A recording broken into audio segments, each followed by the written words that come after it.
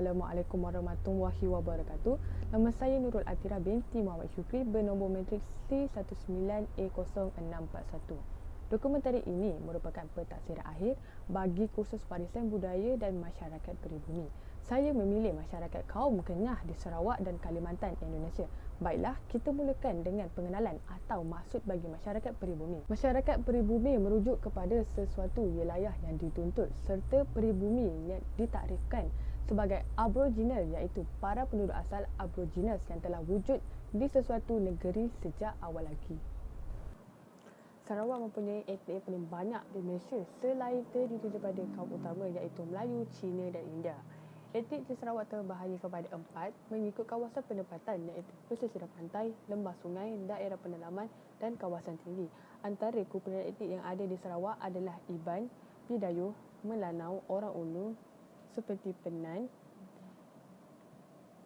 Kayan, Kenyah, Kelabit, Lumbawang, Kedayan, Bisaya dan sebagainya. Manakala di Indonesia, suku kaum Dayak biasanya hanya terdapat di kawasan pedalaman hutan Kalimantan. Namun berbeza dengan suku Dayak Kenyah di Kampung Pampang. Suku ini hanya berjarak sekitar 25 km dari pusat kota Samarinda, Kalimantan Timur.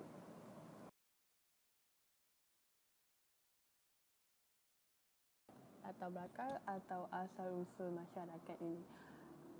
Asal-usul masyarakat Kenyah dikatakan bermula di dataran tinggi Usun Apau sekitar 14,000 hingga 17,000 Masihi. Suku kaum Kenyah mula berpecah kepada sub Kenyah kecil seperti Kenyah, Jamuk, Kenyah Banding, Lepuk Taun, Lepuk Maut, Umar Bakar, Lebut Kulit, Kenyah Sambop dan sebagainya.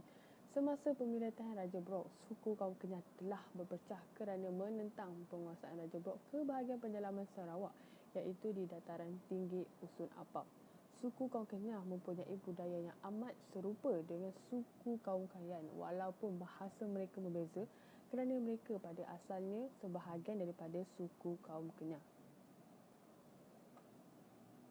Manakala di Indonesia, Kampung Pampang boleh dikatakan bukan kampung sebarangan kerana kawasan ini hidup satu suku kaum Dayak Kenyah yang sudah berpuluh tahun menetap di kampung ini.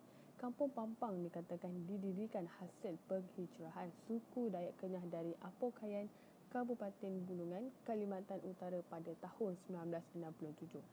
Penghijrahan suku ini melalui beberapa kawasan iaitu Muara Wahau, Long Sugar, Tabang dan Long Iram di Kabupaten Kutai hingga akhirnya mereka menetap di Dasam Pampang dan mendirikan rumah Lamin yang kini dikenali sebagai Pemung Tawai Adat Lamin.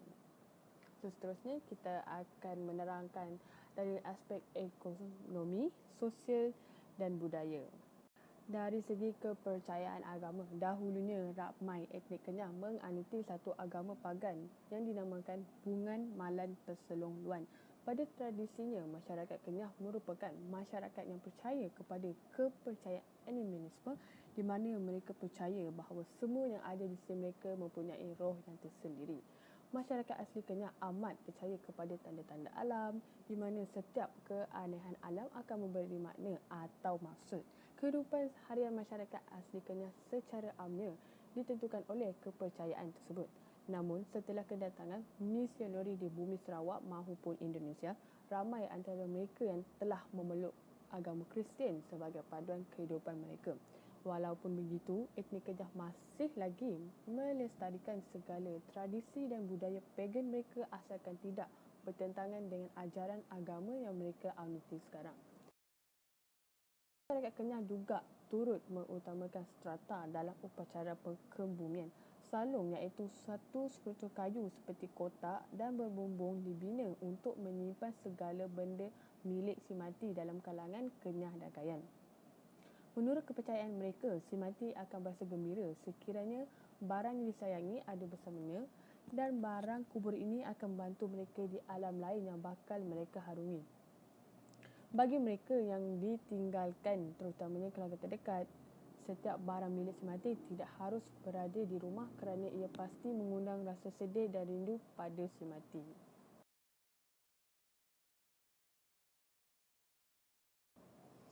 Penempatan bagi masyarakat ini pada kebiasaannya mereka membina rumah panjang berdekatan dengan sungai di mana sungai ini merupakan jalan untuk menghubung mereka dengan tempat lain melainkan tempat untuk mencari rezeki sambilan seperti memancing dan sebagainya.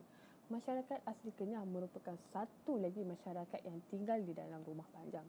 Rumah panjang ini berfungsi seperti sebuah perkampungan. Biasanya, rumah panjang masyarakat asli Kenyah hanya terdapat satu di tempat yang sama dan segala-galanya diuruskan oleh seorang penghulu rumah panjang.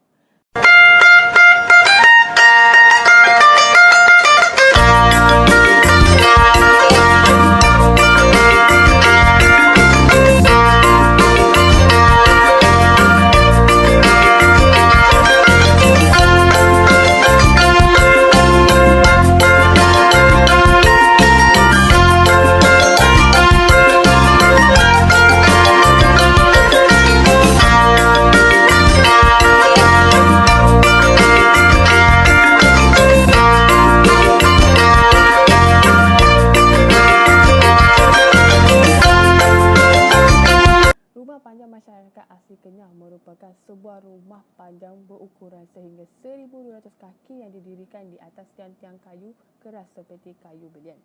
Corak rumah panjang ini mengandungi satu deretan bilik-bilik keluarga di bahagian belakang dan sebuah serambi terlindung yang lebar di depan untuk bertindak sebagai ruang kerja yang umum serta sebagai lorong kampung. Tetapi kini dengan era moden yang kian mengembang pesat, masyarakat moden Kenyah lebih cenderung menetap di bandar sebab adanya kemudahan awam seperti sekolah, hospital dan mata pencaharian mereka tidak lagi bergantung kepada hasil tanaman dan hasil hutan seperti nenek moyangnya.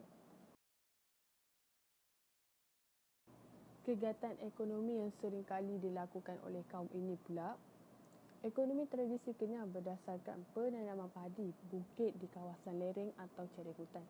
Pokok-pokok hutan telah ditebang dan dibakar serta padi ditanam di antara abu-abunya. Mereka menyara hidup dengan menanam padi huma di sekitar rumah mereka. Kegiatan berburu dan memburu hasil hutan juga dijalankan oleh orang Kenyah yang menduduki kawasan pedalaman. Hasil-hasil hutan adalah seperti teluntung, damar dan rotan. Mereka akan menukar hasil hutan ini dengan barang keperluan harian termasuk beras dan garam antara suku etnik lain.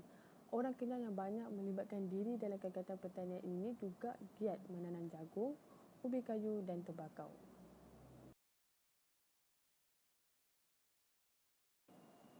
Seterusnya, kita melihat pula budaya tentang masyarakat Kenyah ini.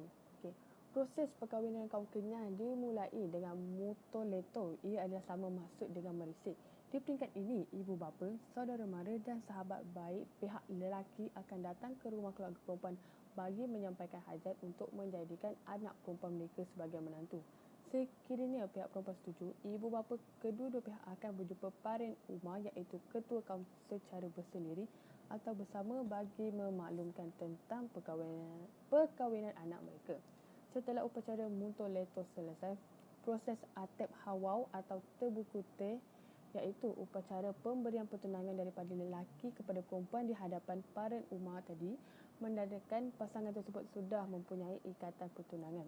Dalam proses ini, tarikh perkahwinan dan kivan iaitu menentukan kediaman selepas perkahwin akan dibincangkan. Tempoh pertunangan tidak boleh lebih dari 6 bulan dari tarikh terbuku teh dan pelah hawa. Jika berlaku pembatalan pertunangan berdasarkan persetujuan bersama, pemberian semasa tunang akan dikembalikan kepada pihak lelaki. Tetapi jika pembatalan pertunangan disebabkan salah seorang dari pasangan atau pihak ketiga, hukum adat akan dilaksanakan. Pada hari perkahwinan, paluan, gong dan muzik berkumandang di rumah panjang dan tetamu yang datang akan disambut dengan meriah berserta air tuak. Amalan atau adat semasa pelah hewa ialah pengantin perempuan duduk di atas gong. Kemudian 8 orang pengantin perempuan akan meletakkan saung iaitu topi suku kaum Kenyah satu persatu di atas kepala pengantin perempuan. Selepas itu akan dibuka pula satu persatu bermula dari atas. Amalan kedua ialah pasangan bersama pengantin akan berjalan 8 pusingan di suatu kawasan sebagai simbolik pasangan mencari makanan untuk diberikan kepada keluarga mereka kelak. Malamnya, pasangan dan para hadirin duduk bersama di awah atau galeri rumah panjang dan disajikan dengan juadah makanan. Sebagai penutup, kewujudan kepelbagaian budaya dalam kalangan orang Ulu dipengaruhi oleh cara dan gaya hidup mereka, termasuklah corak pendapatan, kegiatan sara hidup, sistem sosial dan adat tradisional. Makna kewujudannya melampaui kebiasaan bila mana ianya diangkat sebagai simbol status, kepercayaan dan adat tradisi mereka. Sejajar dengan perubahan cara dan gaya hidup mereka, pada masa sekarang pasti ianya juga akan mengubah kepelbagaian budaya tradisional orang Ulu.